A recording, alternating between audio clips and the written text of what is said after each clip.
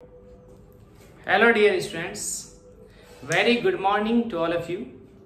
Dear students, आज का जो हमारा टॉपिक है वो बहुत इंपॉर्टेंट टॉपिक है क्लास 11th का, जिसका नाम है मॉल कॉन्सेप्ट। मॉल कॉन्सेप्ट एक ऐसा टॉपिक है जो आपको क्लास 11th क्लास 12th की हर यूनिट में काम आएगा। इसके बिना आप आगे नहीं बढ़ सकते। इसलिए मैं आपको स्टार्टिंग में ही बताता चलता हूं कि मॉल कॉन्सेप्ट के अंदर हम क्या क्या पढ़ेंगे। देखिए, मॉल कॉन्सेप्ट के अंदर हम बिल्कुल बेसिक लेवल से स्टार्ट करेंगे। पहले हम पढ़ेंगे एटम क्या होता है। एटम को हिंदी में परमाणु कहते हैं। दूसरा हम पढ़ेंगे मॉलिक्यूल क्या होता है। मॉलिक्यूल को हिंदी में अणु कहते हैं। हिंदी वाले बच्चे भी थोड़ा सा उनका भी काम आ जाएगा। तीसरा हम मॉल पढ़ेंगे। मॉल क्या होता है, क्योंकि मॉल कॉन्सेप्ट ही पढ़ रहे हैं, इसे हिंदी में मॉल ही कहते हैं। ठीक है, मॉल क्या होता है ये पढ़ेंगे। और हम क्या पढ़ेंगे, और हम पढ़ेंगे एटॉमिक मास। एटॉमिक मास को हिंदी में परमाणु द्रव्यमान या परमाणु भार कहते हैं। एटॉमिक मास एटॉमिक वेट होता है, परमाणु द्रव्यमान कहते हैं एटॉमिक मास को। और हम पढ़ेंगे मॉलिक्यूलर मास। अब मॉलिक्यूल को क्या कहते हैं? मॉलिक्यूल को कहते हैं अणु, यानी ये बना आणविक, और मास यानी द्रव्यमान, आणविक द्रव्यमान कहते हैं। और हम पढ़ेंगे इसमें मोलर मास। मोलर मास को हिंदी में कहते हैं मोलर द्रव्यमान। ठीक है, ये चीज हम पढ़ेंगे। ये टॉपिक्स हम इसी वीडियो में कवर करेंगे और ये सारे बहुत इंपॉर्टेंट टॉपिक्स हैं। ओके दोस्तों, चलिए स्टार्ट करते हैं हम पहले पॉइंट से, जिसका नाम है एटम। देखिए, जो एटम है उसे हिंदी में परमाणु कहते हैं, और आप बचपन से यानी क्लास 9 से पढ़ते हुए आ रहे हैं क्या कि एटम क्या होता है। ध्यान से देखिएगा दोस्तों, एटम यानी परमाणु क्या होता है। आपने पढ़ा क्या कि atom is the smallest particle of matter. क्या पढ़ा आपने? Atom is the smallest particle of matter, यानी परमाणु पदार्थ का छोटे से छोटा कण होता है। परमाणु पदार्थ का छोटे से छोटा कण होता है। ओके, एटम क्या होता है? स्मॉलेस्ट पार्टिकल होता है मैटर का। स्मॉलेस्ट पार्टिकल, छोटे से छोटा पार्टिकल होता है किसका? मैटर का, पदार्थ का। ओके, और क्या पढ़ा आपने? आपने पढ़ा which participates in a chemical reaction, जो किसी रासायनिक अभिक्रिया में भाग लेता है। क्या पढ़ा? Which participates in a chemical reaction, यानी जो किसी रासायनिक अभिक्रिया में भाग लेता है। और क्या पढ़ा आपने? And it does not loss their identity, जो अपनी पहचान को नहीं खो सकता, जो अपनी पहचान को नहीं खोता। एटम क्या है? स्मॉलेस्ट पार्टिकल है मैटर का, छोटे से छोटा कण है पदार्थ का, जो किसी केमिकल रिएक्शन में पार्टिसिपेट करता है और अपनी आइडेंटिटी को नहीं खोता है, अपनी पहचान को नहीं खोता है। इस बात का मतलब क्या है कि वो अपनी पहचान नहीं खोता है। फॉर एग्जाम्पल देखो, मैंने कोई रिएक्शन कराई, N2 + 3H2 क्या बनेगा? 2NH3। मैंने एक बैलेंस्ड केमिकल इक्वेशन लिख दी, संतुलित रासायनिक अभिक्रिया मैंने लिख दी। बताइए यहां पर क्या है? N2 है, नाइट्रोजन है। नाइट्रोजन के कितने एटम्स हैं? नाइट्रोजन के 2 एटम्स हैं। ओके, नाइट्रोजन के 2 एटम्स ने हाइड्रोजन एटम्स के साथ रिएक्शन करके NH3 यानी अमोनिया बनाया। क्या ऐसा हुआ कि यहां जो नाइट्रोजन के 2 एटम्स हैं वो ऑक्सीजन में चेंज हो गए हों? वो नाइट्रोजन के 2 एटम्स क्या सल्फर में चेंज हो गए हों? वो नाइट्रोजन के 2 एटम्स क्या फास्फोरस में चेंज हो गए हों? नहीं, ऐसा नहीं हुआ। बोलो नाइट्रोजन के 2 एटम्स है यहां भी नाइट्रोजन के 2 एटम्स है, यानी नाइट्रोजन एटम नाइट्रोजन ही रहा, उसने अपने आप को चेंज नहीं किया, अपनी पहचान को नहीं बदला, अपनी आइडेंटिटी में कमी नहीं की। क्लियर है? बोलो ये बात समझ आती है? ओके चलिए आगे चलते हैं। ये तो एटम की डेफिनेशन थी। आपने सुनिए इधर ध्यान से देखिएगा, आपने दूसरा वर्ड पढ़ा मॉलिक्यूल। क्या पढ़ा? मॉलिक्यूल। मॉलिक्यूल को हिंदी में अणु कहते हैं, ध्यान से समझना।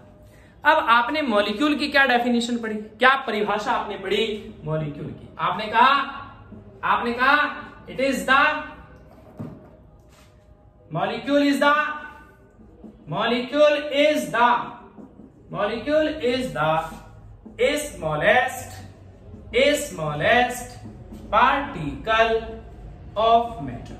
आपने क्या पढ़ा कि मॉलिक्यूल यानी अणु भी मैटर का स्मॉलेस्ट पार्टिकल यानी पदार्थ का छोटे से छोटा कण होता है। अब एक बात बताओ, जो आपने ये लिखी बात it is the smallest particle of matter, और यहां भी आपने क्या लिखा it is the smallest particle of matter. बताइए ये बात तो आपने सेम लिखी। बोलो सेम लिखी कि नहीं लिखी? आपने ये बात सेम लिखी है। इसका मतलब क्या हुआ? इसका मतलब क्या हुआ कि एटम और मॉलिक्यूल में कोई डिफरेंस नहीं है, परमाणु और अणु में कोई अंतर नहीं है। बात समझिएगा, ध्यान से देखिएगा। एटम के अंदर एक बात देखिए क्या है, समझना आप ये बात क्या डिफरेंस है। ये भी मैटर का स्मॉलेस्ट पार्टिकल है, ये भी मैटर का स्मॉलेस्ट पार्टिकल है, लेकिन ध्यान से देखो, मैं यहां क्या लिख रहा हूं, इट डज नॉट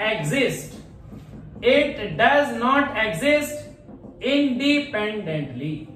देखो मैंने क्या लिखा, atom does not exist independently. इस बात का मीनिंग क्या है? यह स्वतंत्र रूप से नहीं पाया जा सकता।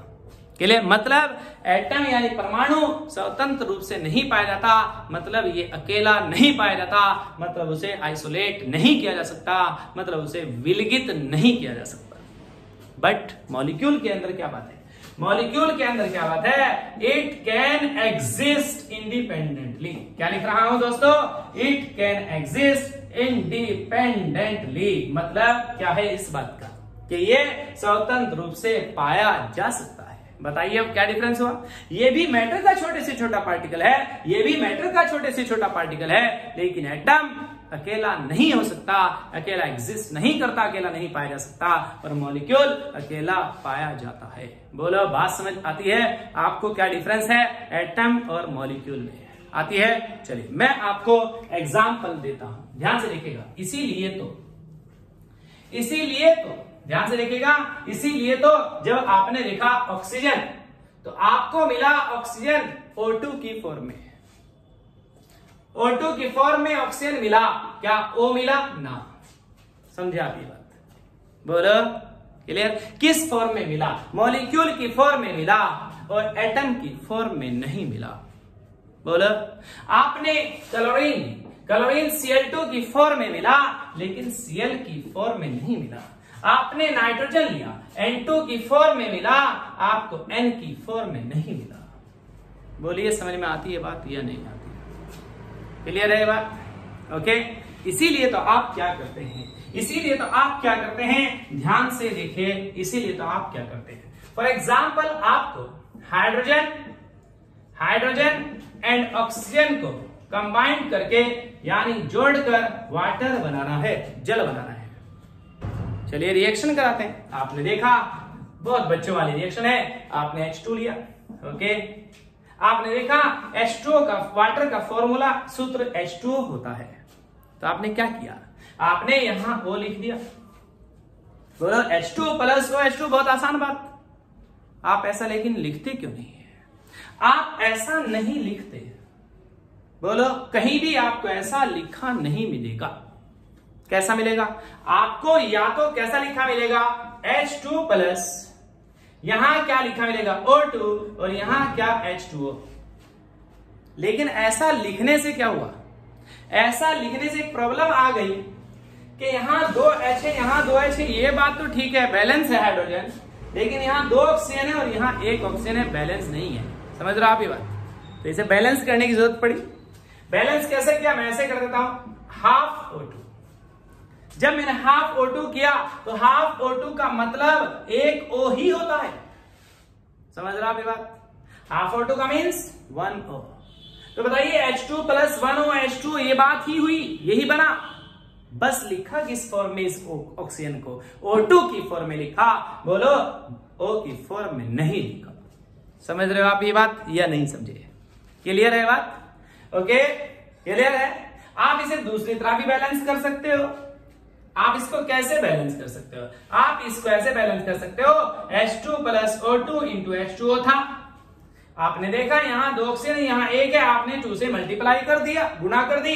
बोलो फिर यहाँ कितने ऑक्सीजन है? 2, और यहाँ हाइड्रोजन कितने हो गए? 4। बोलो तो यहाँ आपने 2 से मल्टीप्लाई कर दिया, लेकिन तब भी आपने ऑक्सीजन को O2 की ही फॉर्म में लिया, यहाँ भी O2 की ही फॉर्म में लिया। बोलो ये रिएक्शन तो सही है, लेकिन यहाँ पर आपने ऑक्सीजन लिया O, यानी O तो होता ही नहीं। बोलो बात समझ आती है?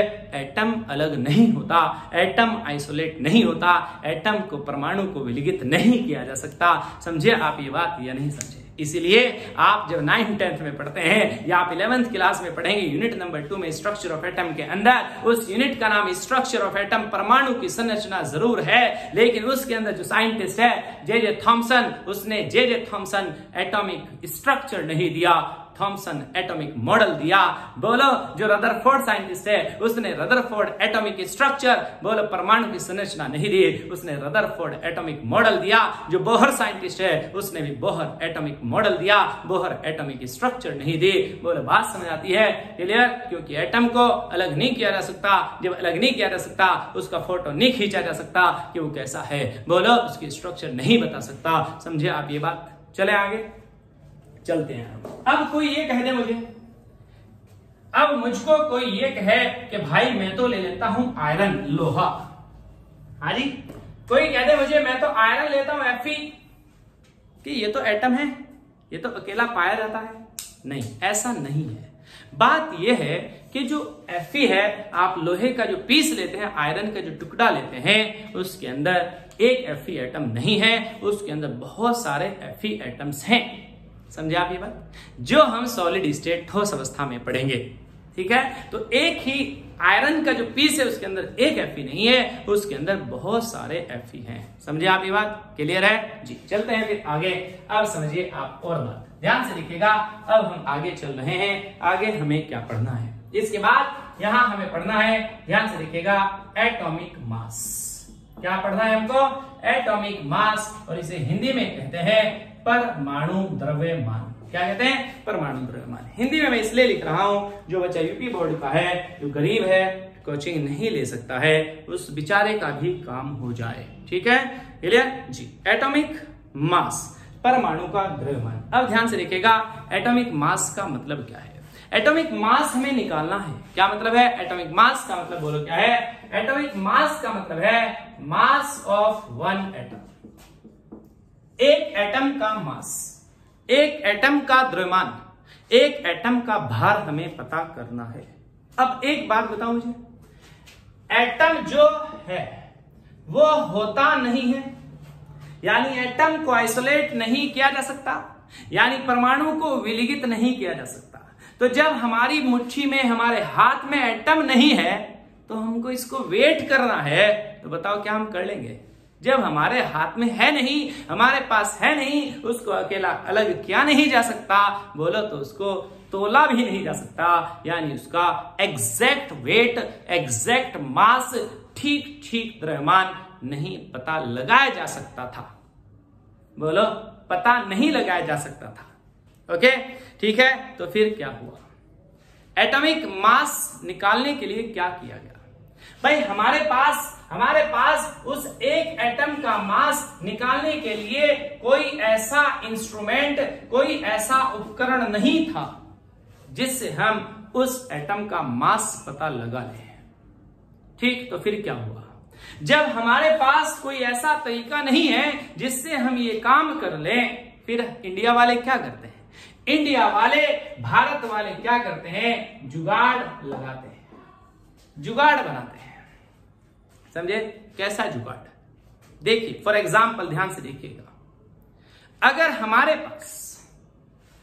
हमारे पास 3 kg का वेट बॉक्स नहीं है, हमें किसी चीज को तोलना है, अंदाजा लगाना है कि 3 kg है या नहीं, तो एक बात बहुत प्रचलन में है कि जो ईंट होती है, ईंट जो ब्रिक होती है, ईंट समझ रहे हैं आप जी, जो ईंट होती है, ये बात प्रचलित है, मतलब एक फैशन में है कि उसका वजन लगभग 3 किलो होता है।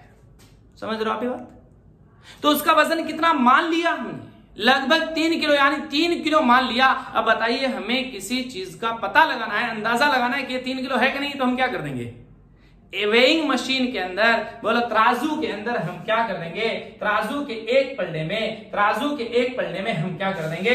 वो सामान जो भी हमें तोलना है वो रख देंगे और एक तरफ एक ईंट रख देंगे। बताइए, इससे पता चल जाएगा अगर एक ईंट रखने पर ये तुल रहा है, बैलेंस हो रहा है, तो इसका वजन, इस सामान का वजन 3 किलो है, लगभग 3 किलो है। हमें क्या पता चल गया? ये जो सामान है ये 3 किलो है। कब? जब हमने एक ईंट रखी।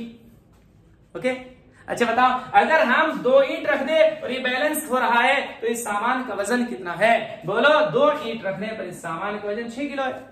समझ रहा है बात? मैं एक यहाँ पर आदमी बिठा दूं, बोलो एक आदमी में यहां बिठाया, बोलो जब मैंने उस आदमी को बिठाया तो मुझे यहाँ 15 ईंट रखनी पड़ी, तो बताइए उस आदमी का वजन कितना है? 45 किलो है। बोलो बात समझ आती है या नहीं? मैंने यहाँ पर एक मोटा सा आदमी बिठाया, है ना, मोटा सा आदमी बिठाया। बताइए, जब मैंने मोटा सा आदमी बिठाया तो मुझे यहाँ पर 30 ईंट्स रखनी पड़ी, 30 ब्रिक्स रखनी पड़ी। बताओ, 30 ईंट रखने पर, 30 ब्रिक्स रखने पर उस आदमी का, मोटे आदमी का वजन 90 किलो है। समझ रहे हो आपकी बात? इसलिए हमारे पास वेट बॉक्स नहीं था। हमने क्या किया? हमने एक ईंट को 3 किलो मान लिया। मैं ये नहीं कह रहा हूं 3 किलो होता है, 3 किलो मान लिया, समझे? 2 ईंट रखने पर वजन बैलेंस हुआ तो 6 किलो हो गया, 15 रखने पर हुआ तो 45 किलो हो गया, 30 रखने पर हुआ 90 किलो हो गया। समझे आप ये बात? लेकिन क्या ये वेट एग्जैक्ट है? नहीं, ये एग्जैक्ट नहीं है। समझ रहे हो आप ये बात? क्लियर है? एग्जैक्ट तो कब होगा? जब हमारे पास वेट बॉक्स आएगा, तब हम पूरी तरह से तोल लेंगे। क्लियर? किसान क्या करते हैं? जब गेहूं की फसल कट रही हो तो किसान क्या करते हैं? आप क्या सोचते हैं कि वो अपने गेहूं को बार बार तराजू पर रखते हैं? मतलब अब रखते होंगे। जब इलेक्ट्रिक वाली वेइंग मशीन नहीं थी तो क्या करते हैं? वो एक कनस्तर लेते हैं। कनस्तर समझते हो आप? एक टीन लेते हैं। टीन समझते हो आप? जिसमें डालडा घी आता है या सरसों का तेल आता है। ठीक है?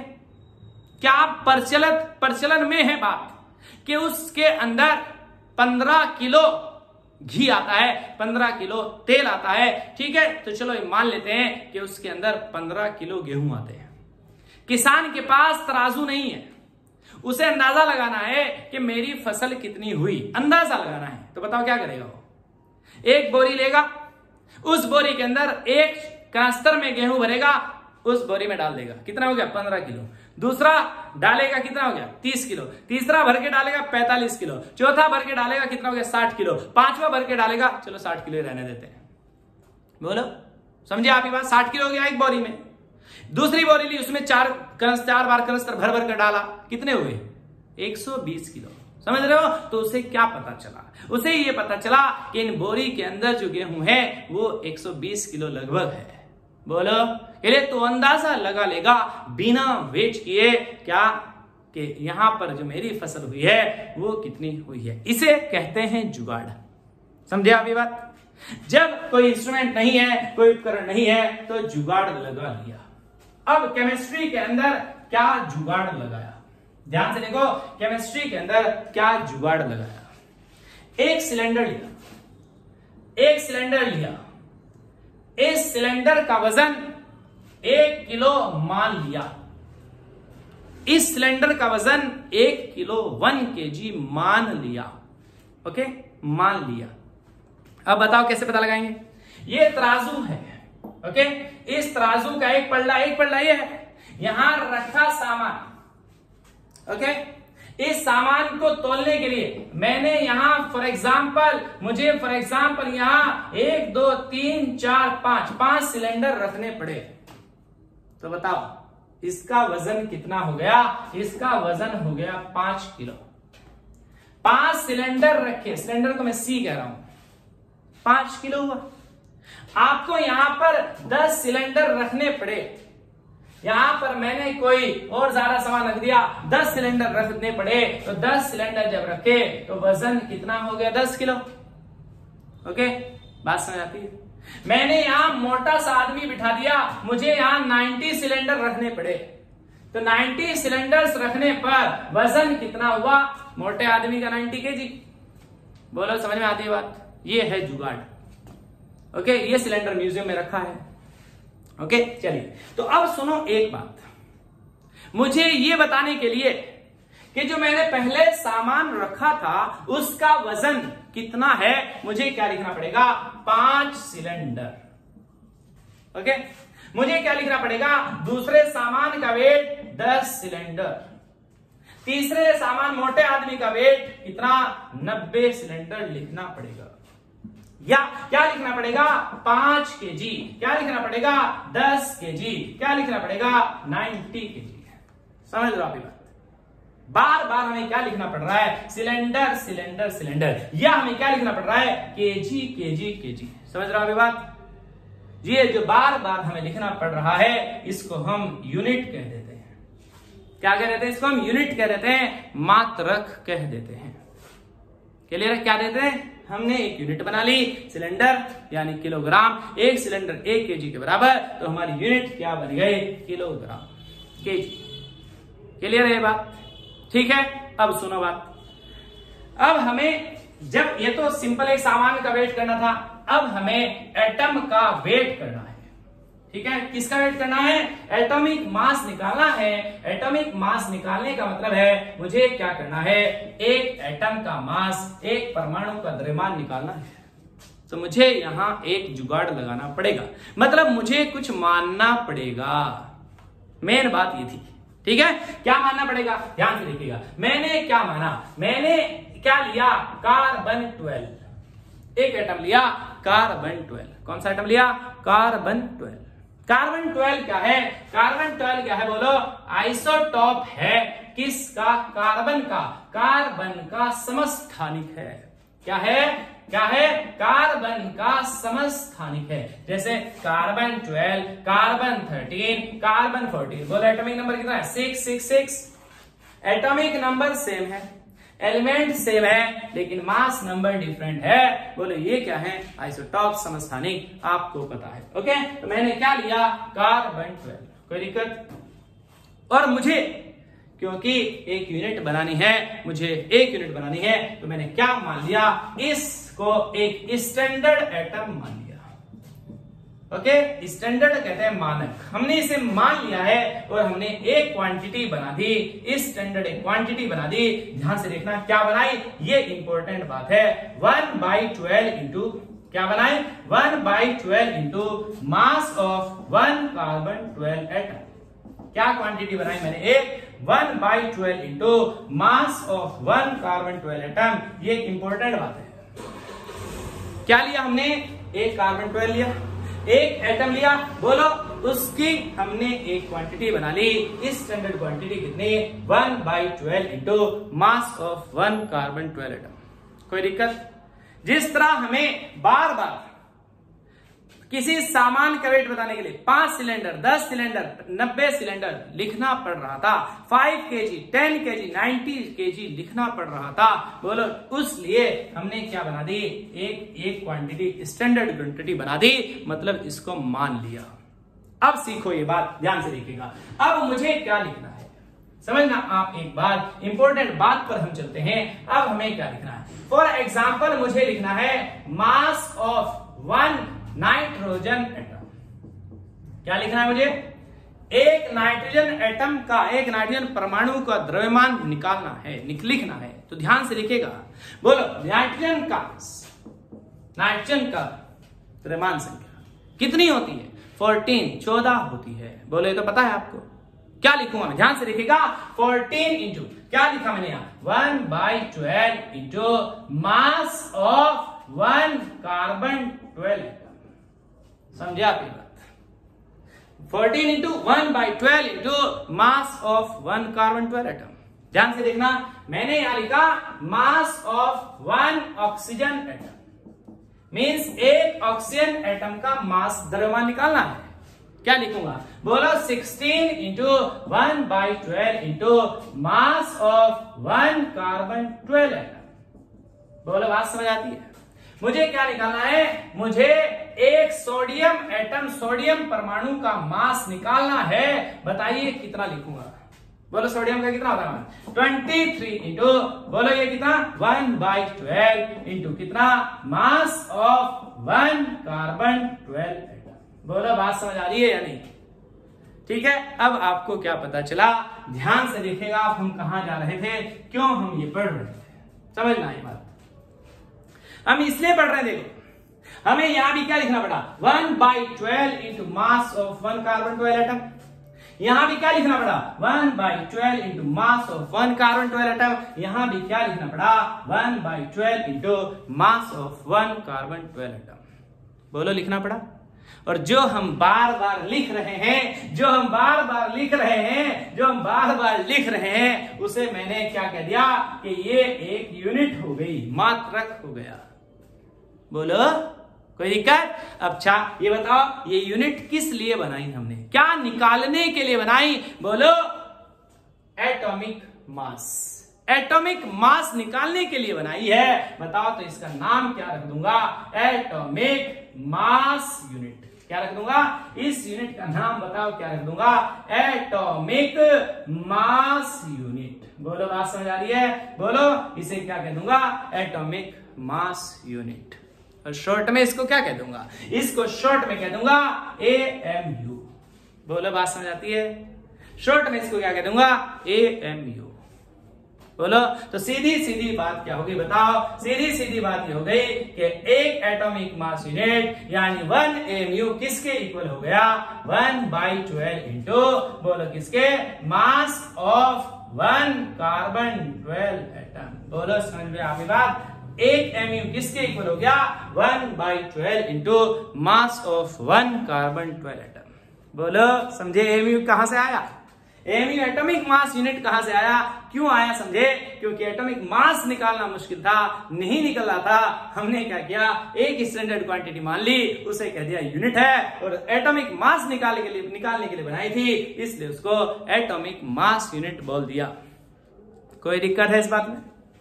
बोलो क्लियर है? तो बताओ अब मैं क्या लिख सकता हूं, अब मैं क्या लिख सकता हूं, बताओ क्या लिख सकता हूं? मैं लिख सकता हूं मास ऑफ 1 नाइट्रोजन एटम। बताइए क्या लिख सकता हूं, कितना है, 14। और यहां बताओ क्या लिख सकता हूं, 1/12 into mass of 1 carbon 12 atom की जगह क्या लिख सकता हूं, AMU।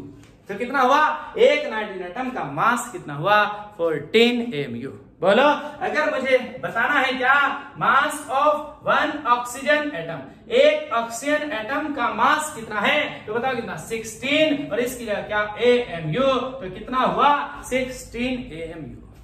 बोलो अगर मुझे किसका बताना है, मास ऑफ 1 सोडियम एटम बताना है, एक सोडियम एटम का मास बताना है, तो बताइए कितना बताऊंगा, 23 AMU।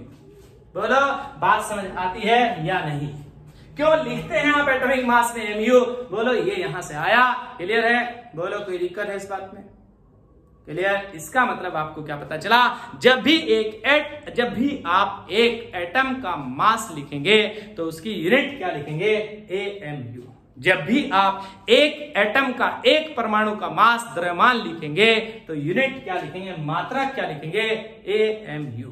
बोलो भाई समझ में आती है बात? अकना बोलो आती है, समझिए? बोलो क्लियर है? चलिए और बात दिखाता हूं मैं आपको, ध्यान से देखिएगा। इधर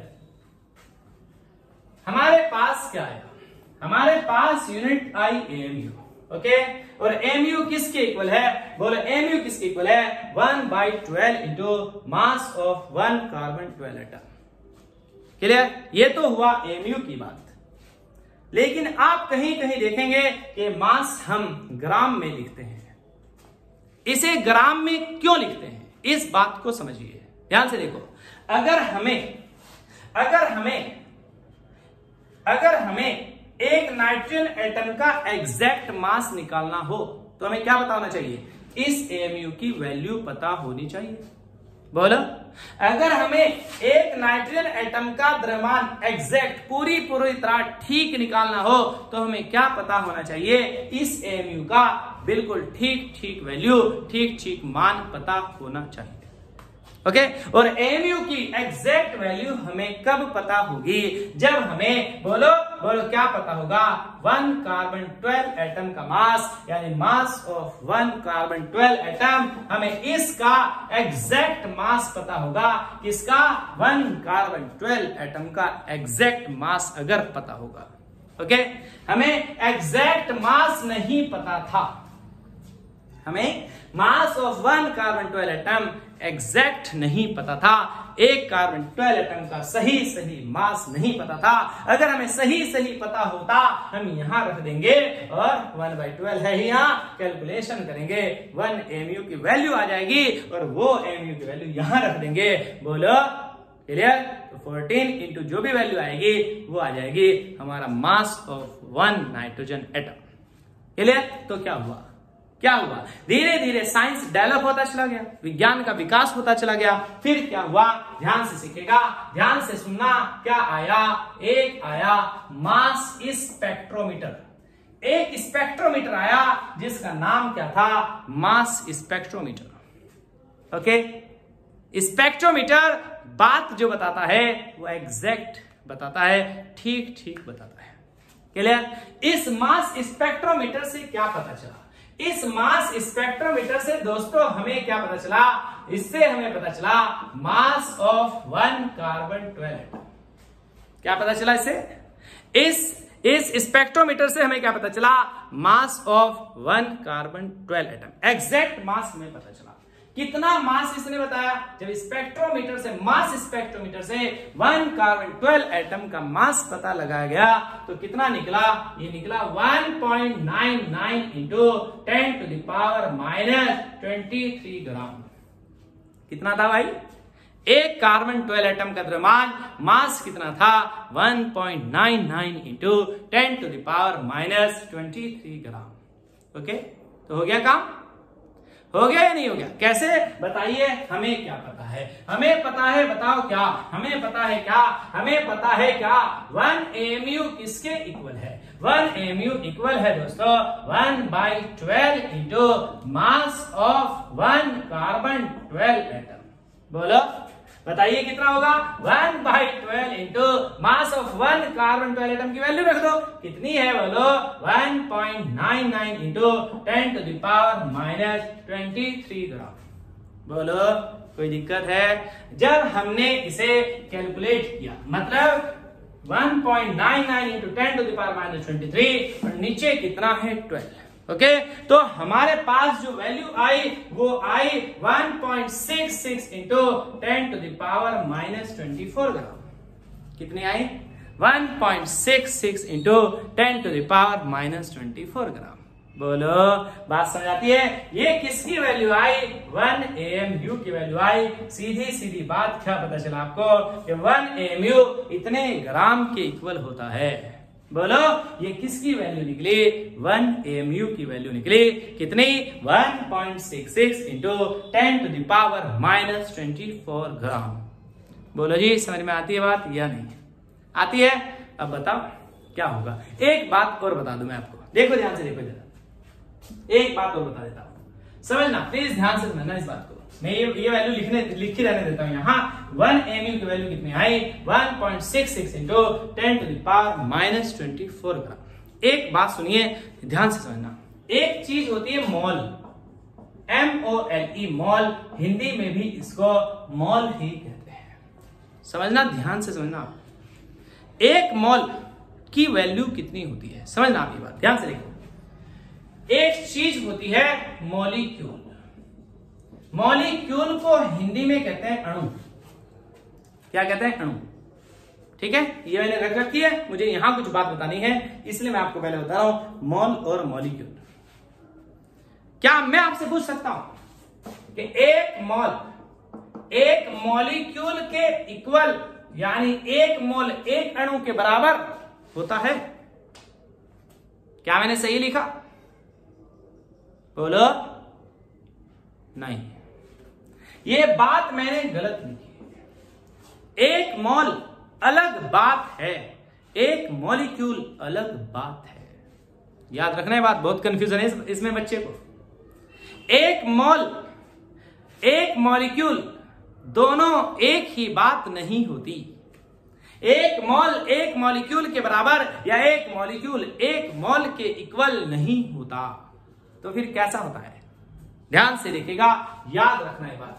एक मोल किसके इक्वल होता है? ध्यान से देखिएगा, एक mole 6.023 into 10 to the power 23 molecules के इक्वल होता है। एक मोल कितने मॉलिक्यूल्स के इक्वल होता है? एक मोल एक मॉलिक्यूल के इक्वल नहीं होता। एक मोल कितने? 6.023 into 10 to the power 23 molecules के इक्वल होता है। इसका मतलब क्या होगा? एक मोल में एक मॉलिक्यूल नहीं होता। एक मोल में कितने मॉलिक्यूल्स होते हैं? 6.023 into 10 to the power 23 molecules होते हैं। एक मोल में इतने अणु होते हैं। समझे? एक मोल एक मॉलिक्यूल के इक्वल नहीं। कोई दिक्कत है इस बात में? अच्छा सुनो, ध्यान से देखो इधर। कब एक मोल इतने मॉलिक्यूल्स के इक्वल होगा? जब एक मोल मॉलिक्यूल का होगा। जब एक मोल मॉलिक्यूल का होगा तो इतने मॉलिक्यूल्स के इक्वल होगा। लेकिन अगर एक मोल एटम का हुआ तो इतने एटम्स के इक्वल होगा। यानी एक मोल एटम में 6.023 into 10 to the power 23 atoms यानी परमाणु होते हैं। अगर एक मोल आयन का हुआ, बोलो, तो 6.023 into 10 to the power 23 ions के बराबर होगा। सीधी सीधी बात में क्या लिख देता हूं कि एक मोल जिसका भी है वो किसके इक्वल होगा? 6.023 into 10 to the power 23 particles के इक्वल होगा। यानी इतने कणों के इक्वल होगा। मतलब मैं कह सकता हूं पार्टिकल्स क्या है? पार्टिकल्स क्या है? पार्टिकल्स मॉलिक्यूल्स हैं, या क्या है? एटम्स हैं, और या क्या है? आयंस हैं। बोलो, बात समझ आती है या नहीं आती है? बहुत इंपॉर्टेंट बात है ये। क्या? एक मोल इतने पार्टिकल्स के इक्वल होता है। कितनों के? 6.023 into 10 to the power 23 particles के इक्वल होता है। ओके, अब ये 6.023 इंटू 10 टू द पावर 23 जो वैल्यू है ये क्या है? याद रखना, ध्यान से देखिएगा, ये 6.023 इंटू 10 टू द पावर 23 जो वैल्यू है ये इसे हम कहते हैं एवोगैड्रो नंबर। क्या कहते हैं इसको हम? Avogadro number. हिंदी में कहते हैं आवोगाद्रों की संख्या। ओए, आवोगाद्रों की संख्या नहीं, आवोगाद्रों की संख्या। Okay, Avogadro's number. और इसे हम शॉर्ट में n के सबस्क्रिप्ट यानी चरणों में कैपिटल A लगाकर कर देते हैं। समझे आप ये बात?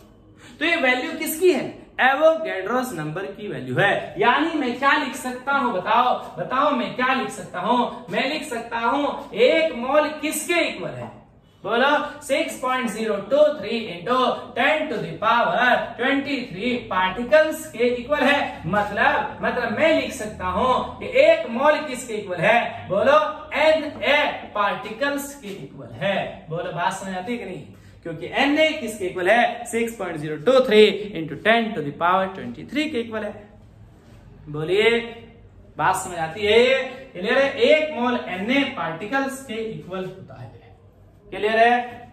अब मैंने आपको ये बात यहां क्यों बताई है, इस बात को सीखिए जरा, ध्यान से देखो। अगर मैं 1/Na की वैल्यू निकालू, 1/Na का मतलब क्या है? अगर मैं 1 को 6.023 इंटू 10 टू द पावर 23 से डिवाइड कर दूं, अगर मैं 1 को डिवाइड कर दूं किससे? 6.023 इंटू 10 टू द पावर 23 से, यानी मैं 1 को डिवाइड कर दूं Na यानी एवोगैड्रोस नंबर से, तो होता क्या है? होता यह है कि इसे डिवाइड करने पर, 1 को इससे डिवाइड करने पर कितना आता है? 1.66 इंटू 10 टू द पावर -24। समझे आप ये बात? ये वैल्यू मैंने यही लिख रखी है। कितना आता है? 1/Na की वैल्यू कितनी आती है? 1.66 इंटू 10⁻⁻24। यानी अगर मैं 1 को एवोगैड्रोस नंबर से डिवाइड कर दूं, 6.023 इंटू 10⁻23 से डिवाइड कर दूंगा तो कितनी वैल्यू आएगी? 1.66 इंटू 10⁻⁻24। अब ये बताओ मुझे, मैं इस 1.66 इंटू 10⁻⁻24 की जगह बोलो 1/Na लिख सकता हूं या नहीं? बोलो, लिख सकता हूं या नहीं? लिख सकता हूं। क्यों? क्योंकि जब Na से 1 को डिवाइड करते हैं तो ये वैल्यू आती है 1.66 इंटू 10⁻⁻24। बोलो, इसका मतलब क्या पता चला? इसका मतलब ये पता चला कि 1 AMU किसके इक्वल होता है? 1 AMU 1/Na ग्राम के इक्वल होता है। यानी 1.66 इंटू 10⁻⁻24 ग्राम के इक्वल होता है। बोलो, ये बात समझ में आती है या नहीं? बोलो, 1 AMU किसके इक्वल होता है? 1/Na ग्राम, यानी 1.66 इंटू 10⁻⁻24 ग्राम के इक्वल होता है। ओके, चलिए अब इससे क्या फायदा हुआ? इस बात से क्या फायदा हुआ हमें? ध्यान से देखो, ध्यान से समझना आपकी बात। हमें लिखना है क्या? हमें लिखना है mass of 1 nitrogen atom. Mass of 1 nitrogen atom किसमें? किसमें? AMU में। तो बताइए कितना लिखूंगा? 14 AMU। बोलो, 14 AMU। अच्छा, अब मुझे लिखना है मास ऑफ 1 नाइट्रोजन एटम ग्राम में। तो बताओ, मुझे AMU की वैल्यू पता है कितनी है? बोलो, AMU की वैल्यू पता है? पता है या नहीं? बोलो, पता है ना? क्लियर है? तो मैं क्या कर दूंगा बताओ? 14 इंटू बोलो कितना? 1.66 इंटू 10⁻⁻24 ग्राम। इसकी मल्टीप्लाई करके जितने ग्राम आएगा, बोलो मास ऑफ 1 नाइट्रोजन एटम उतने ही ग्राम होगा। समझे आप ये बात या नहीं? कोई दिक्कत है इस बात में? बोलो, AMU में लिखना है 14 AMU। बोलो, AMU की वैल्यू कितनी? 1.66 इंटू 10⁻⁻24 ग्राम। मैंने AMU की जगह वैल्यू रख दी 14 इंटू दिस, जितना भी आएगा वो 1 नाइट्रोजन एटम का मास होगा ग्राम में। क्लियर है बात? ओके, लेकिन सुनो आप एक बात और। मैंने यहां क्या लिखा? मास of 1 nitrogen atom. Mass of 1 nitrogen atom लिखा, ठीक है? मास ऑफ 1 नाइट्रोजन एटम लिखा। यहां जो आएगा वो आ जाएगा मास ऑफ 1 नाइट्रोजन एटम। लेकिन ध्यान से देखिएगा, अब मैं क्या लिख रहा हूं, सुन लेना इधर। अब मैं देखो क्या लिख रहा हूं, ध्यान से आप समझिएगा। एटॉमिक मास हम पढ़ रहे थे। अब सुनिए बात क्या, मैं एक हेडिंग डाल रहा हूं मोलर मास। बहुत ज्यादा इंपॉर्टेंट है। मोलर मास हिंदी में क्या कहते हैं? हिंदी में कहते हैं मोलर द्रव्यमान। क्या कहते हैं हिंदी में? मोलर द्रव्यमान। What is the meaning of molar mass? Molar mass का मीनिंग क्या है समझना, कभी नहीं बताएगा आपको कोई। जहां भी मोलर वर्ड आएगा, जहां भी मोलर वर्ड आएगा, उसका मीनिंग क्या होता है सीख लेना आज। वहां उसका मीनिंग होगा ऑफ 1 मोल। मोलर का मीनिंग क्या होता है? ऑफ 1 मोल। क्या मतलब? क्या मतलब होगा? 1 मोल का। अब बताओ, मोलर का मतलब हुआ 1 मोल का या ऑफ 1 मोल? और यहां क्या लिखा? मास। बताओ, मोलर मास का मीनिंग क्या हुआ? बोलो, क्या मीनिंग हुआ? 1 मोलर मास का मीनिंग बोलो क्या हुआ? बोलो, मोलर मास का मीनिंग क्या हुआ? 1 मोल का मास। बोलो, बात समझ आती है? 1 मोल का द्रव्यमान बोलो मोलर द्रव्यमान कहलाता है। इंग्लिश में बोलो क्या कहेंगे? मास। और यहां क्या? ऑफ। और यहां क्या? 1 मोल। मास ऑफ 1 मोल को मोलर मास कहते हैं। समझे आप ये बात? कोई दिक्कत है? बोलो, बात समझ आती है? चलिए मैं पूरी बात लिख देता हूं। क्या? Mass of 1 mole substance in gram. क्या होती है डेफिनेशन? क्या होती है डेफिनेशन? बोलो, मास of 1 mole substance in gram. क्या मतलब है? क्या मतलब है? किसी पदार्थ के 1 मोल का द्रव्यमान किसमें? ग्राम में। क्या कहलाता है? मोलर मास, मोलर द्रव्यमान कहलाता है। क्या होता है मोलर द्रव्यमान? किसी पदार्थ के 1 मोल का द्रव्यमान किसमें? ग्राम में। क्या कहलाता है? मोलर द्रव्यमान। मोलर मास क्या कहलाता है? Mass of 1 mole substance in gram. दूसरी बात देखो, ध्यान से देखो, अगर मैंने कहीं लिखा, मतलब कहीं आपने पढ़ा मोलर वॉल्यूम, बताओ इसका मतलब क्या होगा? जहां भी मोलर आएगा उसका मतलब क्या है? 1 मोल का। तो मोलर वॉल्यूम का मतलब क्या हुआ? 1 मोल का वॉल्यूम, यानी 1 मोल का आयतन। बोलो, बात समझ आ रही कि नहीं आ रही है?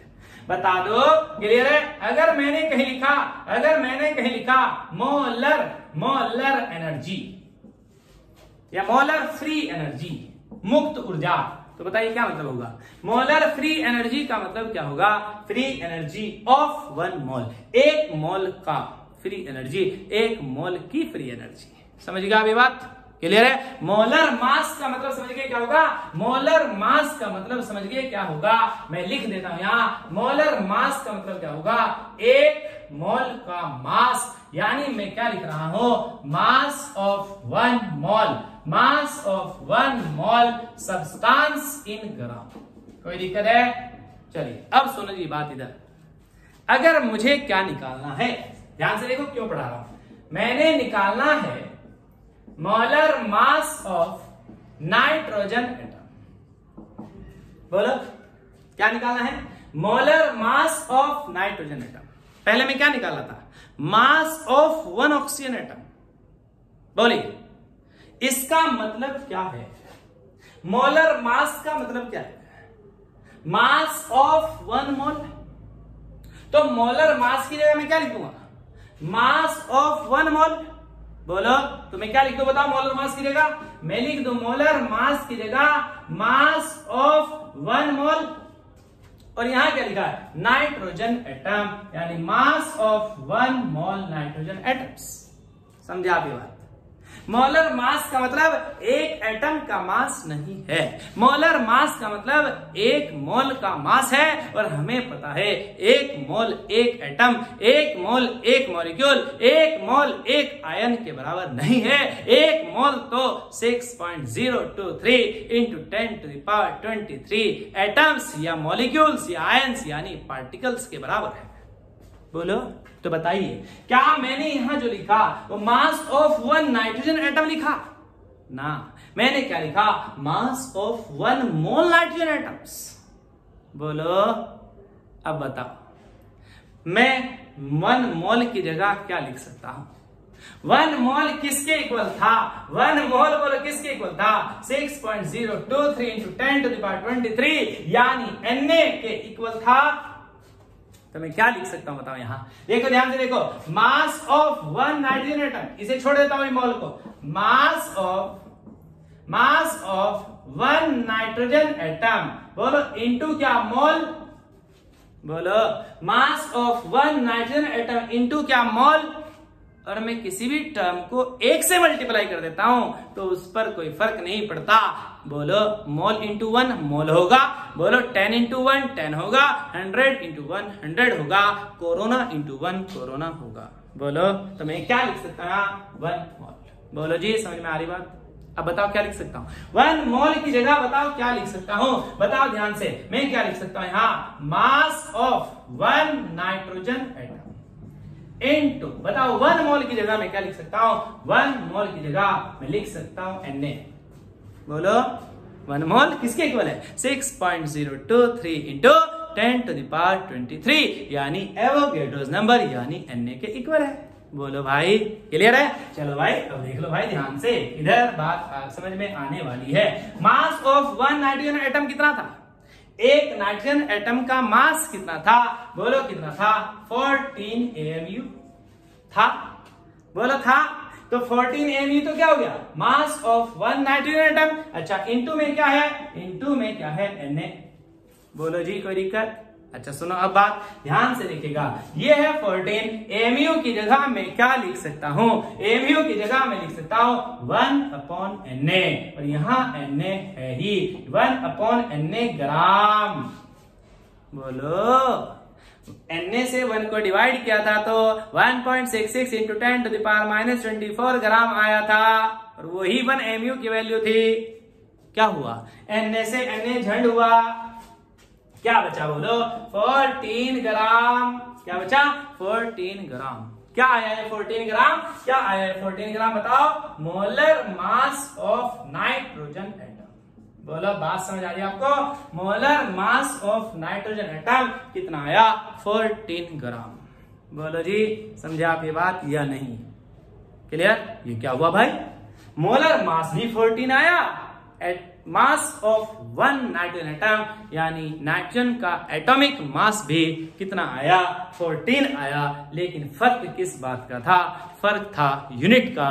क्या, जब एक नाइट्रोजन एटम का मास था यानी नाइट्रोजन एटम का एटॉमिक मास था तब 14 mu था, लेकिन जब नाइट्रोजन एटम का मोलर मास है यानी नाइट्रोजन एटम के 1 मोल का मास है तो 14 ग्राम है। ये तो डिफरेंस है, बोलो है कि नहीं है। चलिए मैं लिख देता हूं, बताओ क्या क्या आया, बताओ हमारे पास क्या क्या आया, बताओ हमारे पास क्या क्या आया। ध्यान से देखिएगा, जब हमने लिखा क्या, मास ऑफ 1 नाइट्रोजन एटम, एक नाइट्रोजन एटम का मास आया, कितना आया 14 AMU। ओके, जब हमने क्या निकाला, जब हमने निकाला molar mass of nitrogen atom, molar mass of nitrogen atom जब निकाला तो ये कितना आया 14 ग्राम। बोलो क्लियर है, बात समझ आती है या नहीं।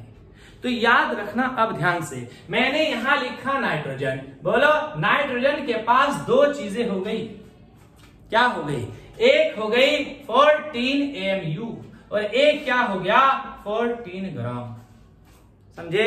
अब बताओ कब यूनिट कौन सी लगाएंगे, कंफ्यूजन नहीं, कंफ्यूजन नहीं, याद रखना AMU क्या है, एटॉमिक मास यूनिट।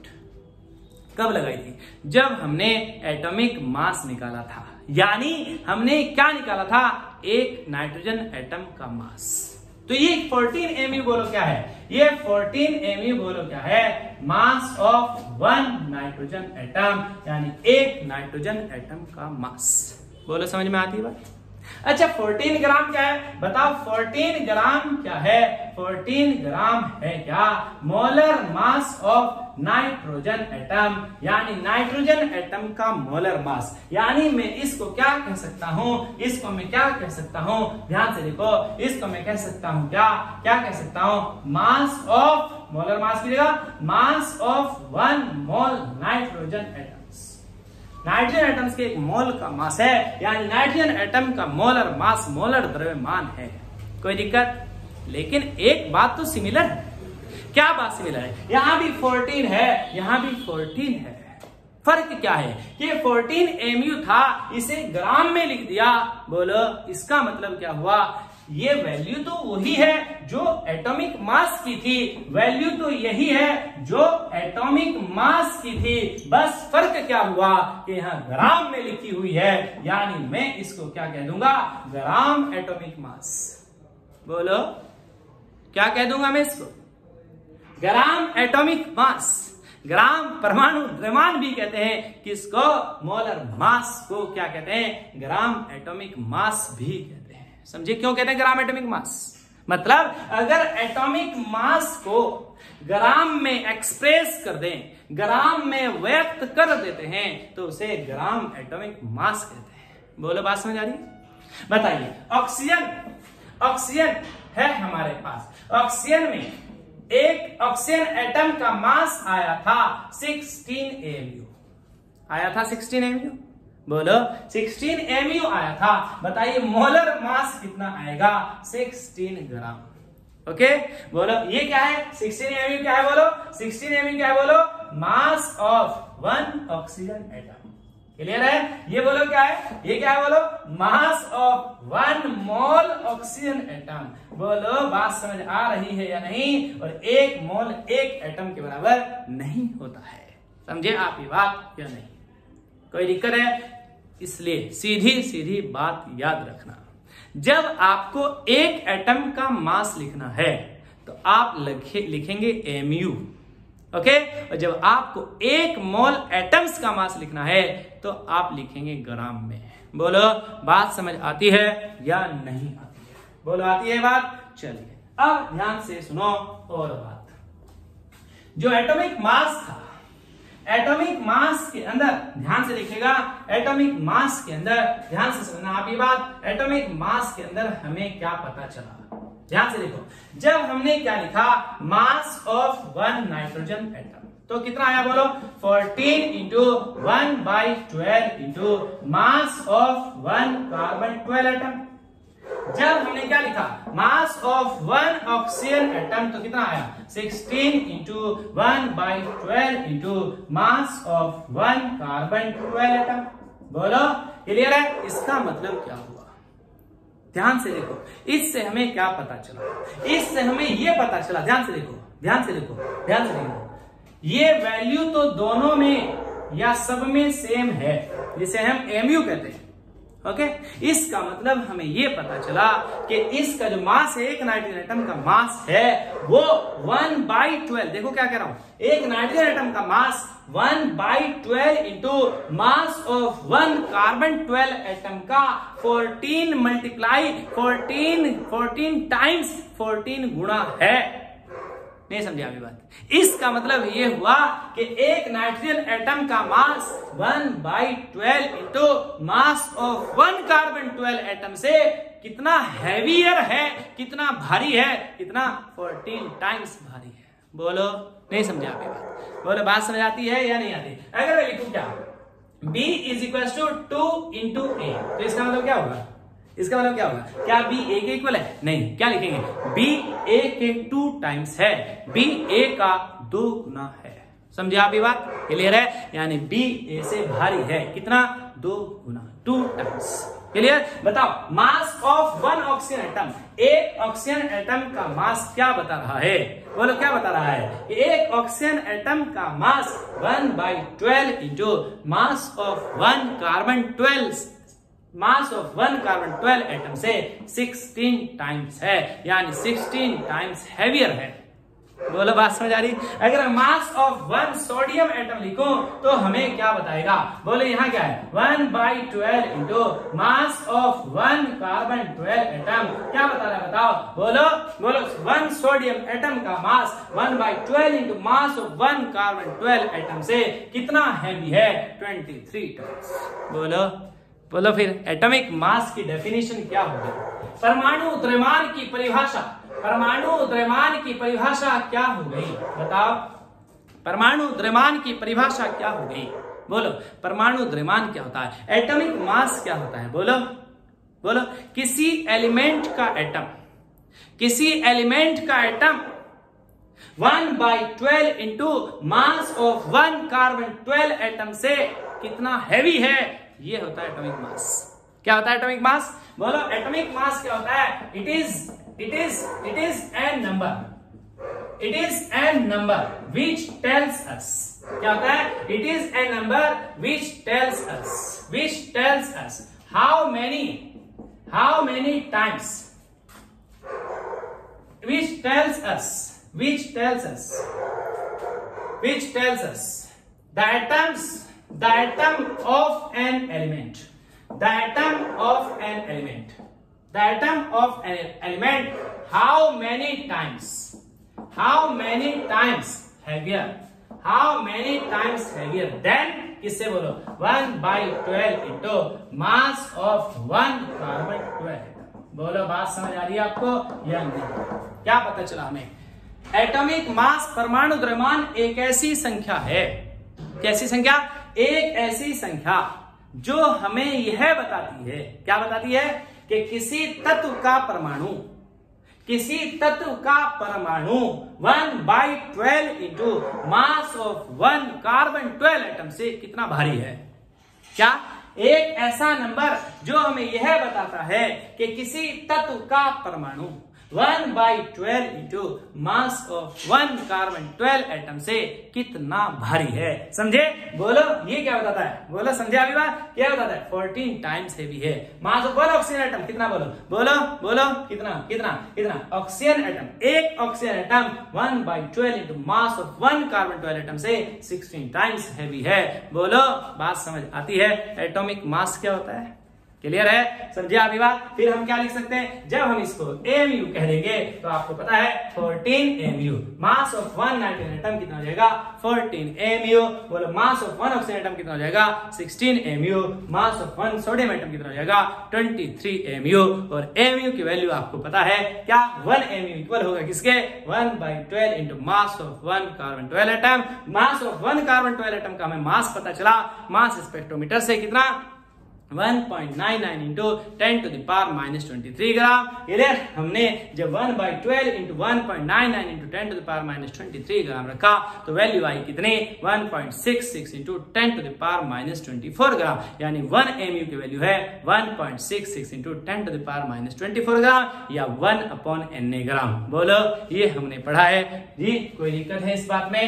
बोलो कोई दिक्कत है इस बात में? जी कोई दिक्कत है इस बात में? नहीं है। अब देखो टाइम ज्यादा हो गया है, हमें मॉलिक्यूलर मास भी निकालना, मॉलिक्यूलर द्रव्यमान भी निकालना था, लेकिन हम उसे मॉलिक्यूलर मास, मॉलिक्यूलर द्रव्यमान में क्या यूनिट लगाएंगे, है ना, वो क्या होता है, उसको कैसे निकालेंगे, ये अगले यूनिट में पढ़ेंगे। अगर आपको ये वीडियो अच्छी लगी हो आप इसे शेयर जरूर करें, आप सब्सक्राइब करें अगर आप चैनल पर नए हैं, और आप लाइक भी करें, बेल आइकन प्रेस करें, कमेंट्स भी करें।